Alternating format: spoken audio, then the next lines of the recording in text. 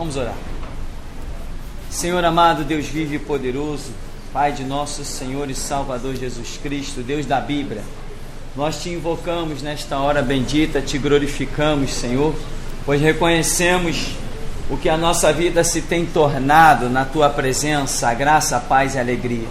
Nesta manhã nós te pedimos, Senhor, que a tua revelação venha a nós e sejamos nós obreiros aprovados por ti, sem envergonhar o teu nome, manejando bem a palavra da verdade na defesa da doutrina do Evangelho de Jesus Cristo.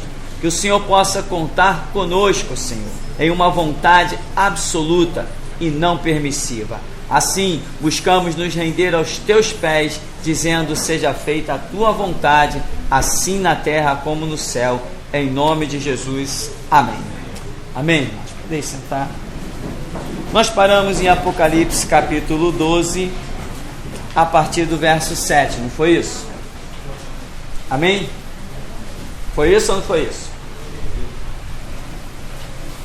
Bom, então, nós vamos seguir esse subtítulo que diz aí, em cima do verso 7, diz: anjos pelejam no céu contra o dragão, a vitória de Cristo e do seu povo. É o contexto que vem inserido aí. Então nós vamos seguir. Houve peleja aonde? No céu. Miguel e os seus anjos pelejaram contra o dragão.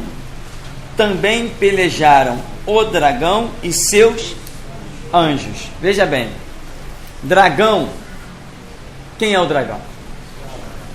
Diabo. Mas o dragão não é o diabo como um ser. O dragão é o diabo como uma organização. Então aqui ele já está sendo qualificado como dragão. Significa que é um período em que praticamente ele já está organizado. A organização do diabo vai desencadear em que operação sobre a terra? O reinado do anticristo.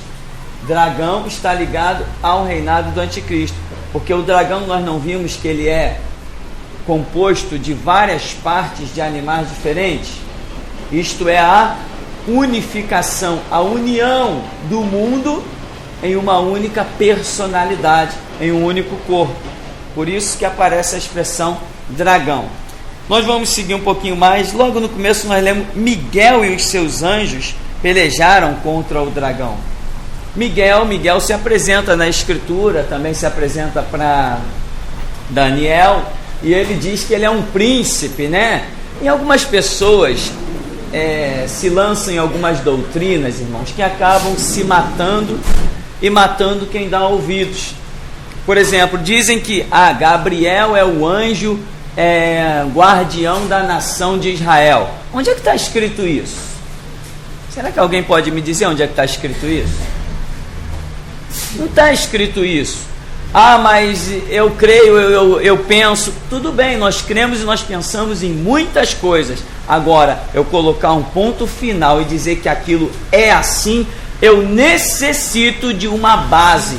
E esta base que eu necessito, ela não é formada na minha mente, na minha cabeça, no que eu penso, no que eu acho. Você vê grandes pregadores aí criticando, né? Não vou nem entrar no mérito se o fato é verdadeiro ou falso, mas criticando quando algumas pessoas dizem assim: não, que eu vi o anjo Gabriel.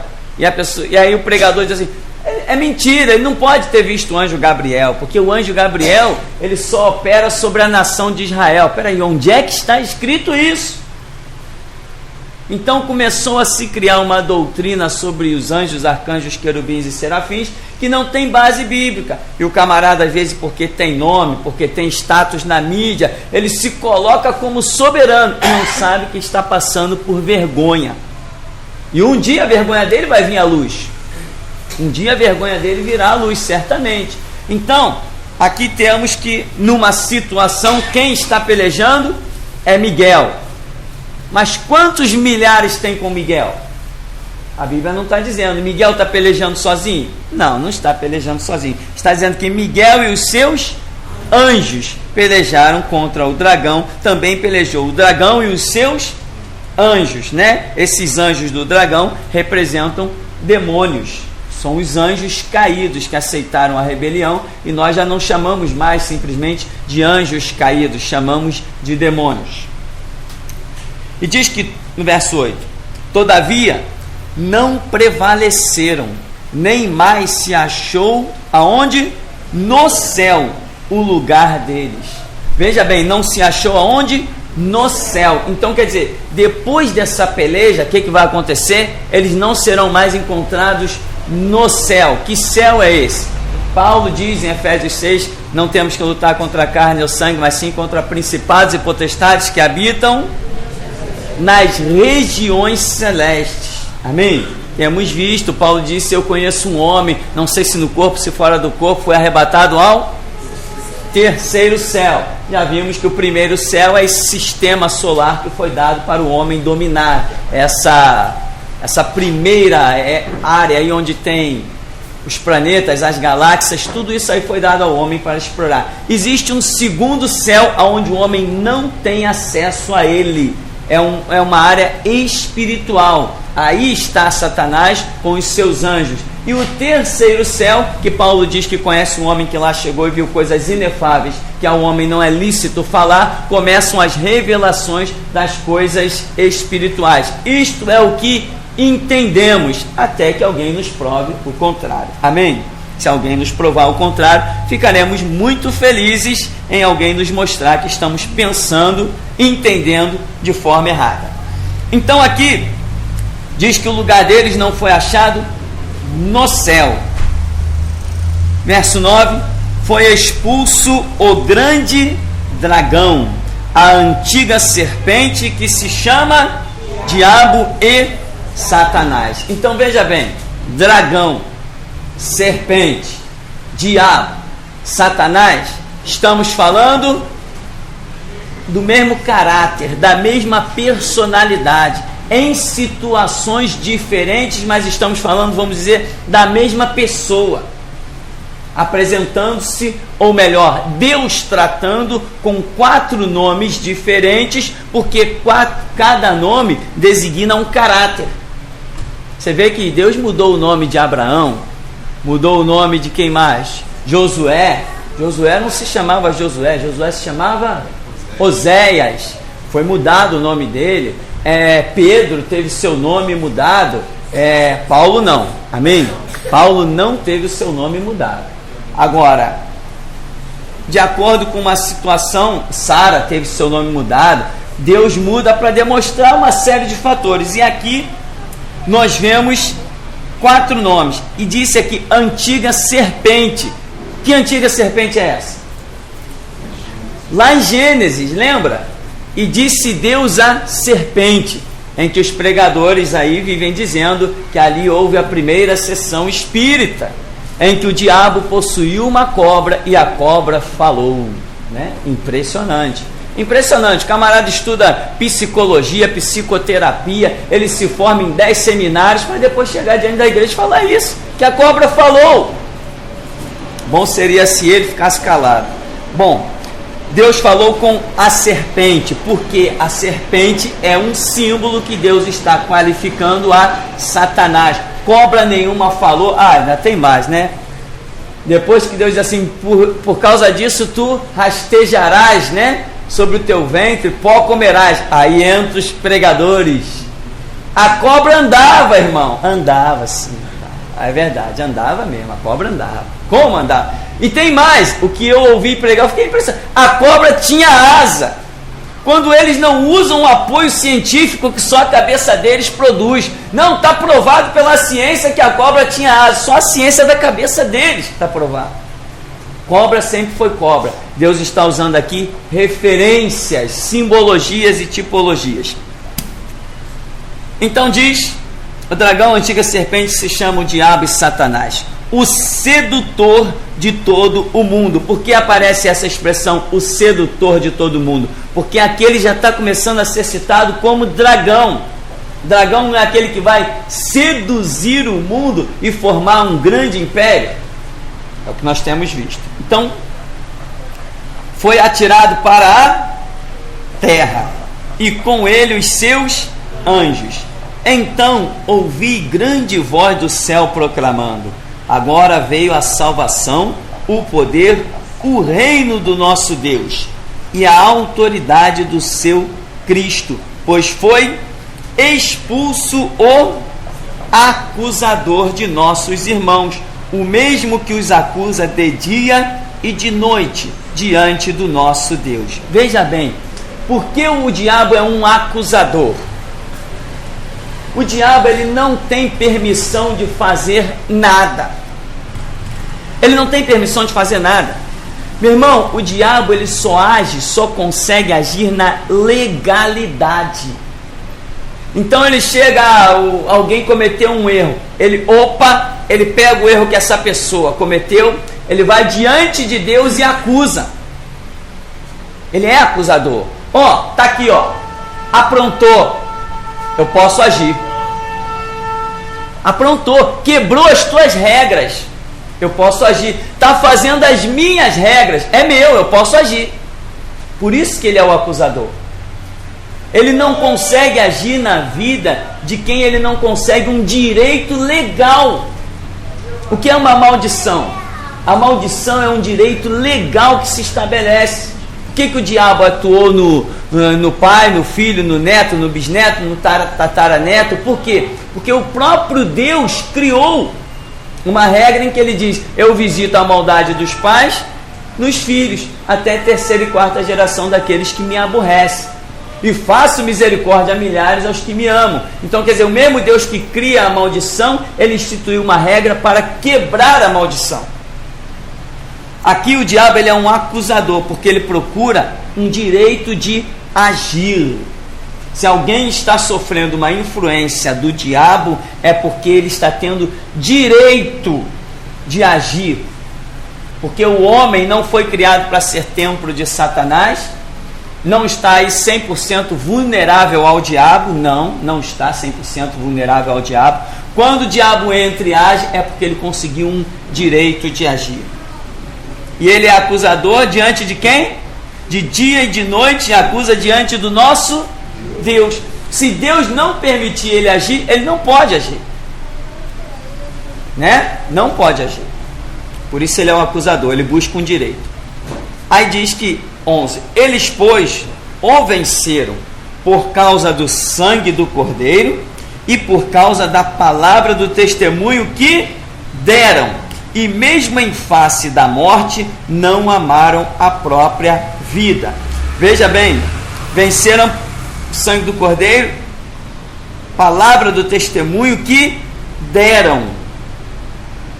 O que é isso? Essa vitória aí.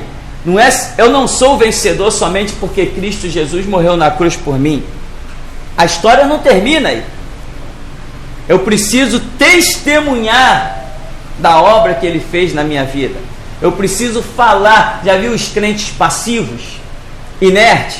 Não, irmão, eu estou muito feliz, eu vou para a igreja, eu canto no coral, eu sou salvo. Ele pensa que é salvo. Quem é salvo, meu irmão, está fervendo o sangue. Quem é salvo está inquieto. O que eu vou fazer para o meu Jesus? Quem é salvo fica desesperado, querendo fazer alguma coisa para Deus. Ou não é? Agora, o camarada que não é salvo, ele é inerte, ele é paradão, ele não está nem aí preocupado com o que ele vai fazer para Deus ou não.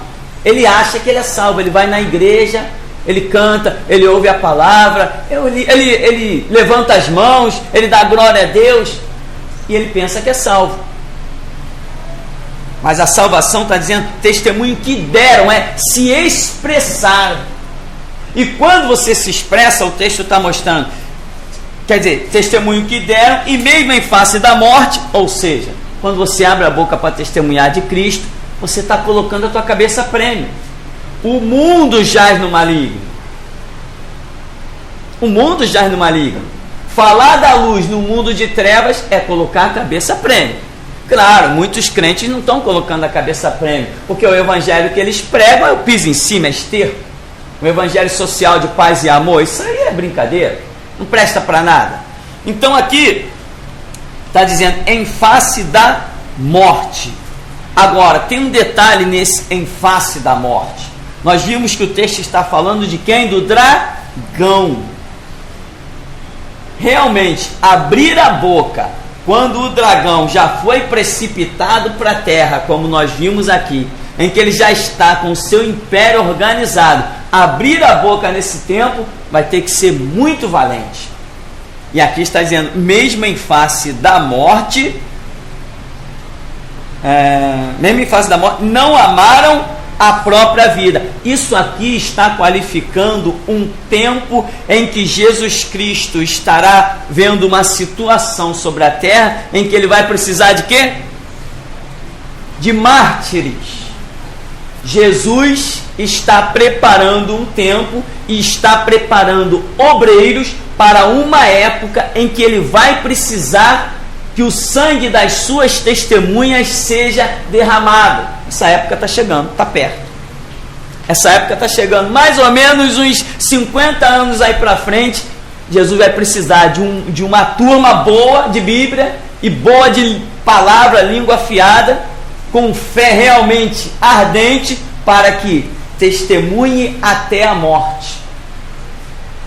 Vem um tempo aí. Que tempo é esse? É o tempo em que o dragão estiver formado, a organização satânica estiver formada, e ela já está aí caminhando velozmente, que é a União Europeia. Aqui então diz: por isso festejai, ó céus, vós os que neles habitais, ai da terra e do mar, pois o diabo desceu até vós, cheio de grande cólera, sabendo que pouco tempo lhe resta. Então quando que o diabo detecta que pouco tempo lhe resta? Justamente é quando a grande tribulação já estiver sendo desencadeada. Aí ele vai ver que pouco tempo lhe resta.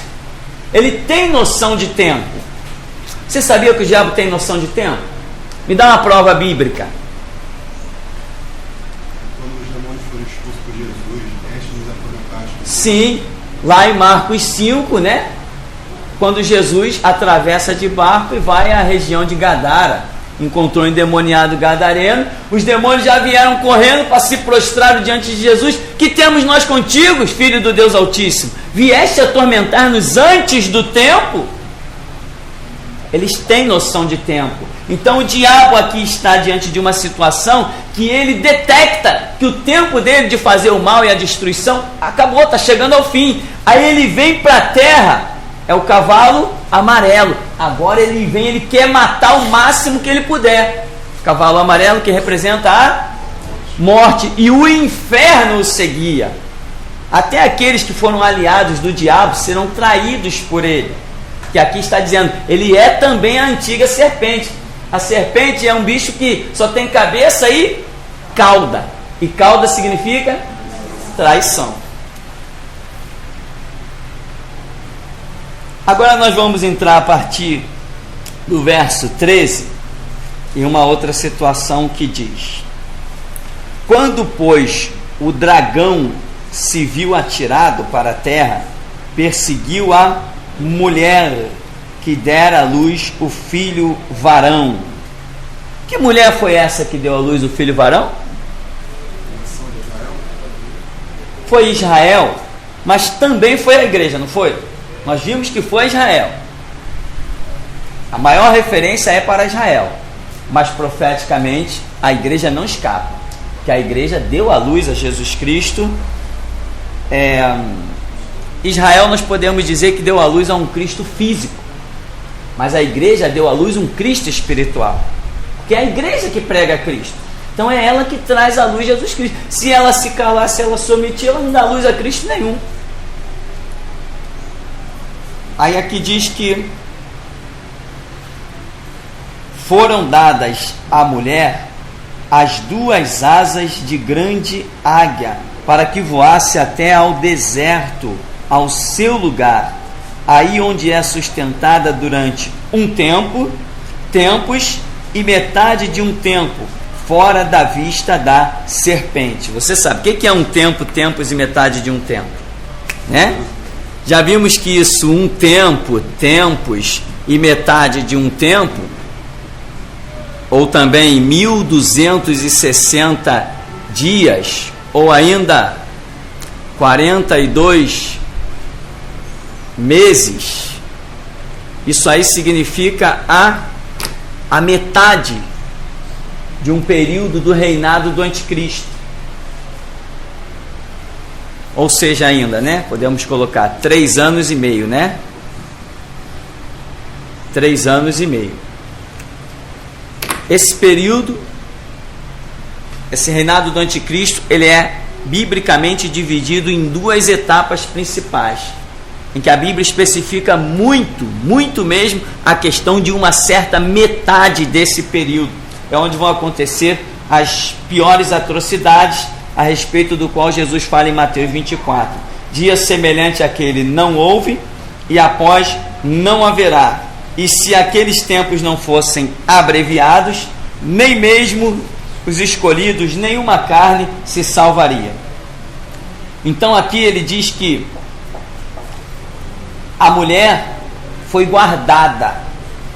Esse guardar da mulher, ele aconteceu com Israel e também aconteceu com a igreja. Vai acontecer com a igreja.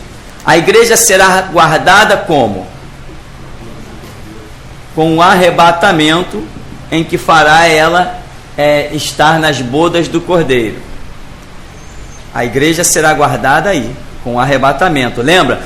Porquanto guardaste a palavra da minha perseverança, eu te guardarei da hora da tentação que há de vir sobre todo o mundo. Aquilo ali é dito para Israel numa das cartas de Apocalipse. Ou melhor, dito para a igreja numa das cartas de Apocalipse. As 7 cartas escritas às igrejas. Agora, Israel também sempre foi guardado e preservado. Primeiro, quando foram espalhados para todas as nações, isso pode ser considerado um deserto, porque enquanto eles estavam juntinhos, era fácil acabar com eles. Mas depois que eles foram espalhados por toda a terra, fica mais difícil acabar com eles. Aí nós vamos ver o que o diabo fez. Você lembra que aqui vai dizer que o dragão lançou rios para perseguir a mulher? E o que significam esses rios? Rio é símbolo de quê? Palavras. Lembra do antissemitismo? Lembra da ira que o mundo tinha contra os judeus? Às vezes a pessoa brigava um no outro sem saber de nada, na completa ignorância. Ah, tu é um judeu. Xingava o outro de judeu assim, a troca de nada. Por quê? Porque o diabo havia lançado uma doutrina de perseguição aos judeus. Era a tentativa dele de acabar com os judeus, mesmo espalhados, mas por essa dispersão que houve dos judeus no mundo todo, eles acabaram sendo guardados. Mas lá, quando Hitler achou eles todos no gueto de Varsóvia, né? Tudo juntinho, o que aconteceu? Arrasou com eles. Se não fosse Deus levantar um escape, né? Já assistiu o filme A Lista de Schindler? Não assistiu? Está em pecado se não assistiu esse filme. Quando Deus levantou aquele homem, Oscar Schindler, né, no filme, não sei se esse era o nome real, deu um escape para os judeus, mostrando que se eles ficassem juntinhos, guardadinhos, o mundo realmente acabava com eles. Foi o escape, esse escape que foi dado à nação de Israel ao longo dos anos, pode ser considerado essas asas de águias que eles receberam e foram para um deserto, fora da vista da serpente. Outro escape que será dado à nação de Israel, que pode ser considerado ainda nessa profecia aqui, é que quando o anticristo estiver reinando, depois que ele quebra a aliança com os judeus, porque o que trará o anticristo realmente a um cenário mundial? O que nós vamos detectar que o anticristo realmente está reinando? É a aliança que ele fará com os judeus. Haverá um homem que vai fazer uma aliança com a nação judaica. Esta aliança, nós, igreja, que ainda estivermos vivos, detectaremos. Ali está o anticristo assinando um contrato com os judeus. Mas esta aliança será quebrada. um pouco mais de tempo. Então, o diabo, já o dragão agora, a sua organização, vai perseguir terrivelmente a nação de Israel. Mas eles recebem a asa de águia. O que é a asa de águia? É um escape. Deus não vai permitir que a nação de Israel seja dizimada. Não vai permitir. Porque Ele tem um propósito a cumprir naquela nação, fundamentado em promessa não feita a estes, mas a Abraão, Isaque e Jacó, de abençoar a sua descendência. Os judeus existem não por mérito deles, mas porque um homem foi tão íntimo de Deus a ponto de ser chamado amigo de Deus. E Deus disse para este homem: eu vou abençoar a tua descendência. E como diz a Escritura, ainda que o homem se torne infiel, Deus permanece fiel, não pode negar-se a si mesmo. No verso 15, então a serpente arrojou, está aí, da sua boca, atrás da mulher, água como um rio, a fim de fazer com que ela fosse arrebatada pelo rio. A terra, porém, socorreu a mulher, e a terra abriu a boca e engoliu o rio que o dragão tinha arrojado da sua boca. O que você imagina que significa a terra que socorreu a mulher?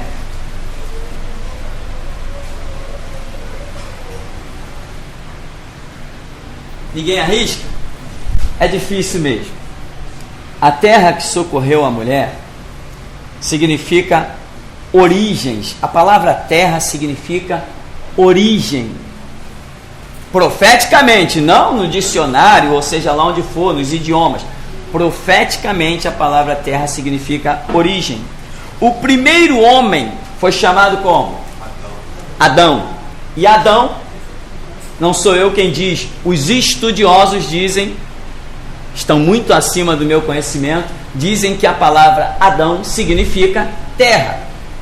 Formou Deus o homem do pó da terra e o chamou Adão. Dizem eles, os estudiosos do hebraico, essas coisas aí que eu nem chego perto, não tenho nem noção, nem de grego, nem de hebraico, né? Estudei, mas isso é tão difícil que não é possível você guardar muita coisa se não fizer realmente um estudo muito profundo. Então, a terra, porém, socorreu a mulher. Esse socorro que a terra dá à mulher, veja bem, isso já tem acontecido, tipificado aí de muitas maneiras. Terra, os próprios homens, a própria origem, tem defendido a nação de Israel. Os direitos humanos, essas coisas, as organizações, a Organização das Nações Unidas, a ONU, os vários tratados que foram criados, os próprios homens acabaram defendendo a nação de Israel. Em 1948, quando Israel volta para a sua terra, 14 de maio de 1948, naturalmente falando, eles não teriam a mínima chance de restaurar o seu Estado. Não tinha a mínima chance. Eles estavam espalhados por todo o mundo. Se não houvesse alguém muito superior, vamos dizer, a eles, que fizesse com que eles pudessem voltar para aqueles territórios, eles jamais voltariam. Um grupo de judeus nos Estados Unidos, um grupo de judeu no Brasil, um grupo de judeu na Inglaterra, como que eles iam conseguir se organizar e dizer: vamos voltar para a nossa terra? A ONU se organizou e disse que aquilo era direito deles. A ONU foi na origem, foi na história. A ONU deu a eles o direito de retornarem para o seu território. Então, quando eles estavam espalhados e houve aquele antissemitismo designado pelo diabo, né? O que é o antissemitismo? Semitas são os descendentes de Sem, filho de Noé. Então, esses semitas originaram a nação de Israel. Outro filho de Noé chamado Cã, né? Que teve por filho Canaã, foi amaldiçoado. E este foi popularizar a África. E o que Noé tinha dito para ele? Servo dos servos seja Canaã. É exatamente o que aconteceu na África. e teve outro filho de Noé que se chamava Jafté, e este deu origem aos europeus. Então, tudo aquilo que Noé jogou de bênção ou de maldição recaiu sobre aquelas descendências, porque Noé estava numa era em que ele era o sacerdote.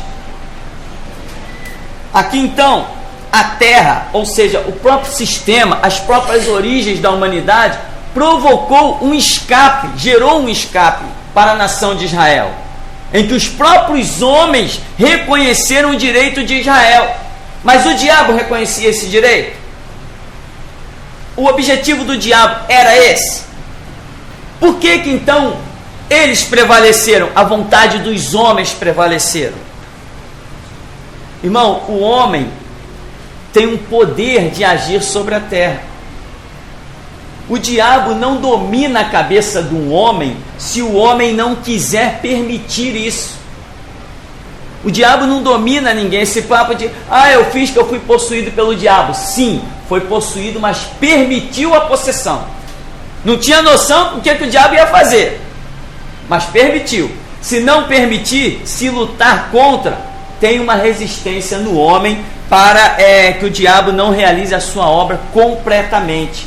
Essa terra aqui é o próprio sistema do mundo provocando um escape para a nação de Israel. A terra, porém, socorreu a mulher, e a terra abriu a boca, engoliu o rio que o dragão tinha arrojado da sua boca. Quer dizer, a terra abriu a boca. O rio que foi engolido foi a doutrina que o diabo lançou. Hoje, rarissimamente, você ouve falar em antissemitismo. Rarissimamente, porque isso foi sufocado pelas próprias sociedades, que começaram a defender os judeus. Não, qual é o problema do camarada ser judeu? Cada um tem a sua religião. O mundo começou a defender isso. Ou seja, a terra abriu a boca, engoliu o rio, a doutrina que o diabo tinha lançado. Que o judeu no mundo não podia nem dizer que era judeu. Ele era apedrejado, não vendiam as coisas para ele no mercado, era uma coisa horrível. Mas a própria terra providenciou um escape. 17. Irou-se o dragão contra a mulher e foi pelejar com o restante da sua descendência, os que guardam os mandamentos de Deus e têm o testemunho de Jesus, e se pôs em pé sobre a areia do mar. Né? O diabo aqui, ele foi pelejar contra quem? Os descendentes da mulher.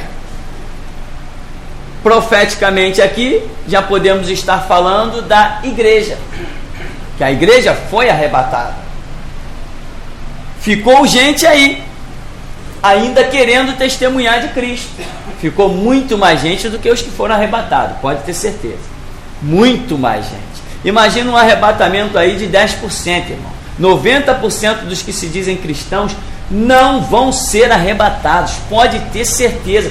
Mais que 10% da igreja não será arrebatada. Será uma lástima, será um caos. Haverá pranto como nunca houve sobre a face da terra.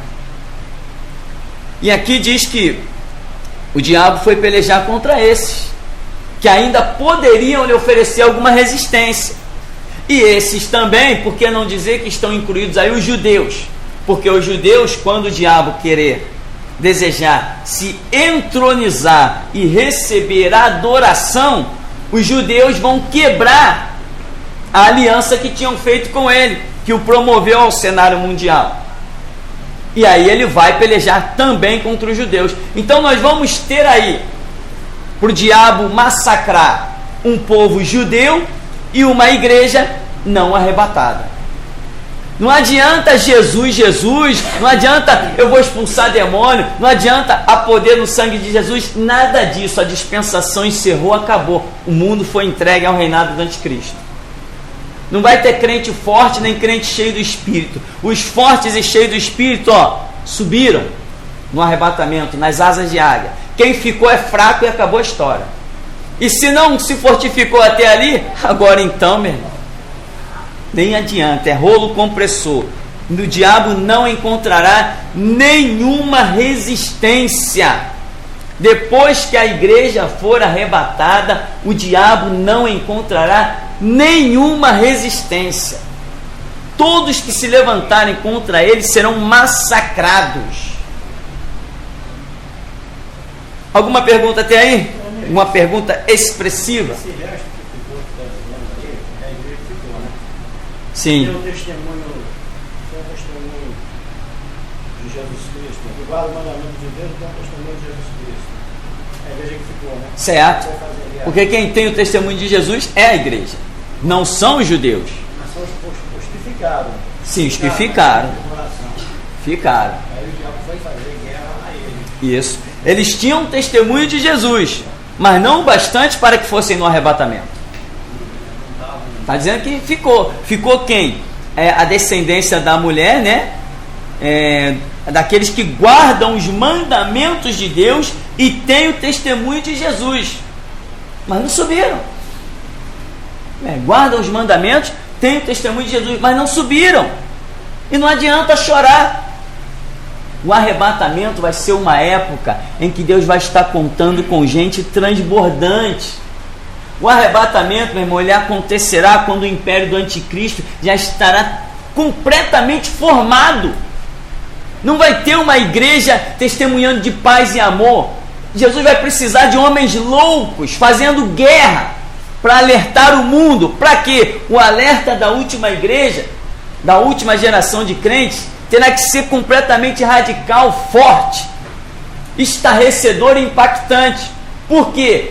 Para que na grande tribulação Jesus ainda possa resgatar alguns que confessem Cristo até a morte. Então essa semente poderosa terá que ser deixada pela última geração. Os crentes que estiverem preocupados com o seu trabalho, é porque não vão estar discernindo o tempo. Estiverem preocupados com a sua família, eles não vão estar discernindo o tempo. Então quem não estiver a serviço do reino neste período, está cortado. O arrebatamento vem, ele vai. Não adianta, eu vou na igreja todo domingo, eu vou a todo culto, eu canto no coral, eu prego na praça. Isso aí, meu irmão, todo mundo está fazendo. Nesse período aqui não é isso. Nesse período a coisa pega muito fogo. Então, mesmo aqueles descendentes da mulher que guardam os mandamentos de Deus e têm o testemunho, mas ficaram. Por que ficaram? Porque não estavam realmente enquadrados. Hoje você vê muita gente testemunhando de Cristo. Você vê muita gente testemunhando de Cristo. Muita gente. Você vê pastoras testemunhando de Cristo. Não vê? Vê. É pastora. Diz para ela que ela tem que largar a frente daquela igreja para ver se ela te ouve. Nesse tempo aqui não vai ter espaço para essas besteirinhas. Entende? Você vê que tem pastores aí que tem um monte de empregado. O camarada está abrindo 10, 15 congregações e bota alguém lá para arrecadar dízimo para ele. E o outro acha que é pastor. Eu fui consagrado. Consagrado por quem? Pelo diabo? Quem consagra os homens é o diabo. Só entendo isso. Nesse mundo. Agora, no reino de Deus, quem consagra é Deus. Agora, se o camarada tem título porque alguém deu a ele, então foi o diabo que deu. Meu Jesus não dá título. Meu Jesus dá unção. Isso aí também é aquela passagem de Apocalipse que fala: se és crente, se és morto, no frio, né? Me dar-te-ei da minha boca. Sim, por exemplo, essa passagem, né? Quem dera fosses quente ou frio. O que és morno, vomitar-te-ei da minha boca. Se o camarada é morno, ele tem os mandamentos de Deus e até pode dar um testemunho. Mas ele é morno. O morno fica.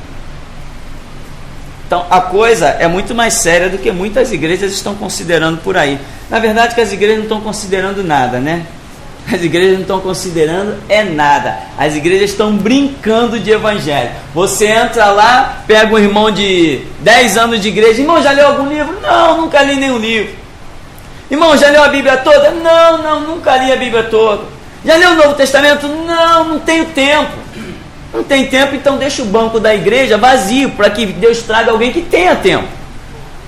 Evangelho é para quem tem tempo para Deus, né? Pastor, mas você não tem a minha vida. Eu não tenho a sua, nem você tem a minha. Entendeu? Cada um tem a sua. Cada um tem sua prova, sua luta, sua cruz. Foi uma brincadeira aquele negócio que teve lá no Rio Centro. Fiquei sabendo que até botaram uma música gospel lá, no ritmo do creu. É isso aí. aquela palhaçada que teve lá no Rio Centro, negócio de Páscoa, né? A Páscoa do Rio de Janeiro. Se você vê um crente fazendo menção da Páscoa, você já sabe que está diante de um palhaço. Não está diante de um crente, está diante de um palhaço. Nós, igreja, não temos nem que fazer menção de Páscoa. Aquilo é exclusivo para o povo judeu. E você vai, por exemplo, em Minas Gerais, vai encontrar uma igreja lá, Igreja do Evangelho Quadrangular, tem lá um grupo de pastores palhaços e patetas, ao absurdo de festejar a Páscoa. Tem mais, com roupa característica da época, uns roupões de saco, aquele negócio na cabeça, o kippah, que chama, não sei, né? Aquela conchinha na cabeça, e os palhaços celebrando a Páscoa. Tem gente que chama eles de pastores, para mim são palhaços. Evangelho não celebra Páscoa. Então, nós não fomos cativos no Egito. A Páscoa é para quem foi cativo no Egito, nós não fomos. Então, aqui, antes de nós seguirmos o capítulo 13, para nós irmos logo direto e vermos um monte de detalhes aqui, nós vamos dar uma paradinha para beber uma aguinha e depois a gente volta.